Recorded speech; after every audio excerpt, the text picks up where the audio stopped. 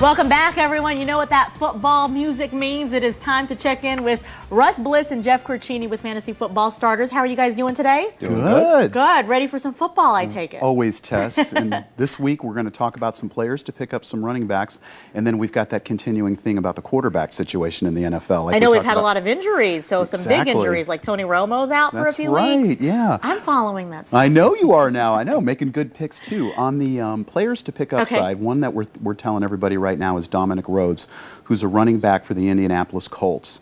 Because of an injury to Joseph Adai, he's a real good play this week and maybe in the next couple of weeks as well.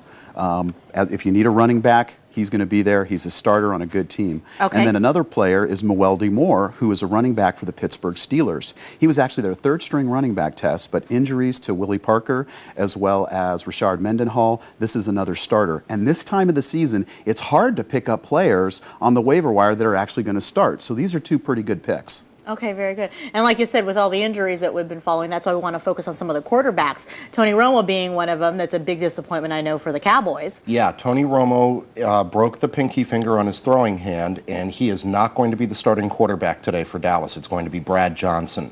So Tony Romo will be the backup quarterback this week.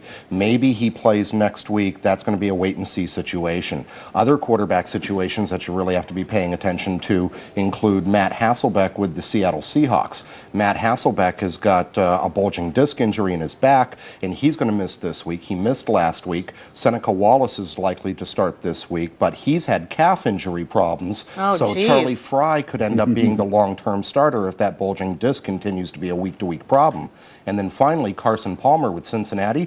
Carson Palmer has got an elbow injury, and rumors are that he is going to require surgery. He's probably going to be placed on the injured reserve, and his season will be over with sometime in the next week or two. And Russ actually got that information from a source, inside source at ESPN, who's actually out there and going to be in the booth, a good friend of ours, Andy Benoit. So, yeah. How cool. Now, last week you guys were predicting that the Cardinals would do well against the Cowboys, and they certainly did. So yes, what are we predicting for this week? Well, you know, I got to hand it to you. Like Russ said, Russ told him if you had starters on Dallas or on the Cardinals, play them.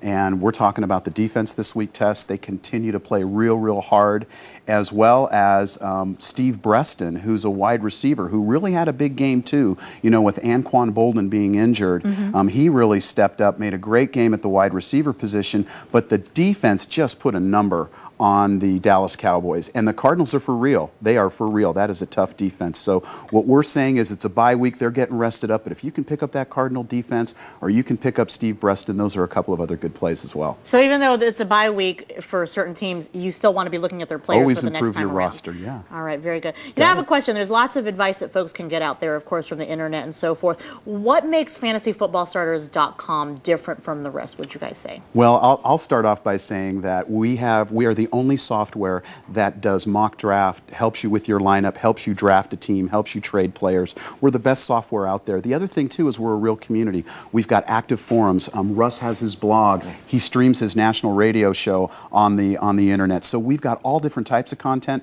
but more importantly, Tess, our software is updated 24/7. We're up there. Russ does tons of work. The guy works, 24 hours a day. But that's what we tell people is we're going to always keep it updated. So that's what we do. You live and breathe football. That's right. Worst things you could do. And of course, last but not least, you guys always have a special giveaway for our viewers on Sundays. Yes, we do. It's the Fantasy Football gift card. And Russ, why don't you tell them what's the question this week? Question this week is who was the player that scored the touchdown in overtime that got the Cardinals the win against the Dallas Cowboys last week? Yeah. I was watching, so I know this one. That's right. Just email Jeff at fantasyfootballstarters.com. The first person that has the answer to that question, how did the Cardinals score that touchdown in overtime last week, who the player was, and you got yourself that gift card. As well as what we're doing too, Tess, is anybody that emails us, we'll give them a free upgrade at our website too. Wonderful. And if you guys have specific questions about your fantasy football team,